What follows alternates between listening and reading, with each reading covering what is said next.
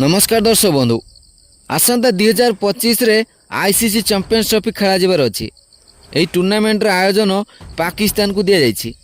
सबु दल यह टूर्नामेंट पर पाकिस्तान को जीवाई राजी थिबा बेले भारत तार चिर प्रतिद्वंदी पाकिस्तान को चैंपियंस ट्रॉफी खेलिया जीव ना बोली आईसीसी को लिखित आकार जणाई सारी।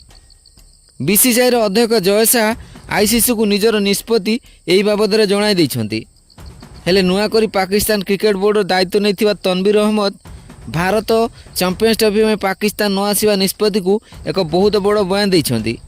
से निज बयान में कहते भारत को पाकिस्तान आसवा को बाध्य, जदि भारत पाकिस्तान को न आसब तेबे आम दल मध्य भारत को खेलिबा को जीवो नहीं। आम दल एते दुर्बल नुहे जे आमे भारत आगे सब मुंड नुआइबू। तेबे से तांको बयान ले बाबद को नहीं आहरी अनेक कथा कहते जहाँ शुणिले आपण को बहुत खराब लगिपारे। तेबे तनवीर अहमद देइथिबा से बयान सब कौन ता जणाइबे भिडियो रे।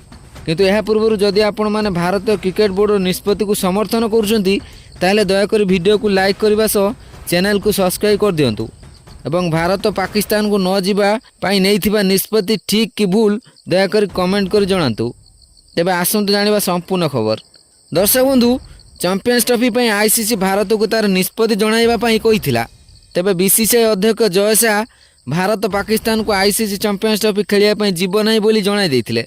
भारत निजर खेलाड़ी सुरक्षा को नजर रखी पाकिस्तान को न जाया पई निष्पत्ति नैथिबा कथा बीसीसीआई अध्यक्ष जय शाह आईसीसी को जणाई देथिले।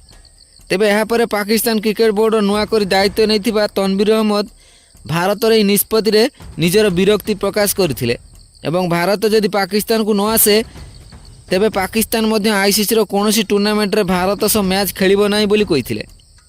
से आहुरी कहिथिले भारत निजर मनमानी करुछि हेले एबे भारत रे मनमानी चलिबो नाही। आगरु जहा मनमानी भारत करुथिला सेतिरे तार विरोध हेउ नथिला, किंतु एबे आउ भारत रो मनमानी चलिबो नाही।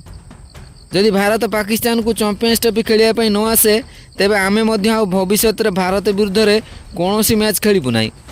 एटा कोन आईपीएल हेछि ना कोन सेमाने तांकर मन इच्छा निष्पत्ति नेउथिबे, मन इच्छा नुआ नियम सब तैयारी करिवे। भारत आम देश को आसवा को बाध्य, जदि भारत निज निष्पत्ति न हटे ताले भारत को एथिपई बहुत क्षति सहिबा को पड़ी पारे।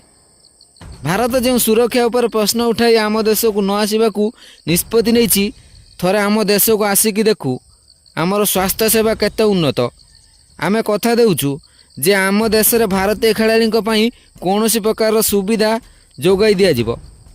भारतीय खेलाड़ी कौनसी असुविधा आमे हेबाकू देबु नाही। तेबे दर्शक बंधु आपणक मतरे कौन भारत निज निष्पत्ति बदलाई पाकिस्तान जावाई राजी हेबो? भारत कौन निज खेलाड़ी को सतरे पाकिस्तान पठाइबा उचित? निजर मूल्यवान मतामत दयाकरी कमेंट कर जणांतु।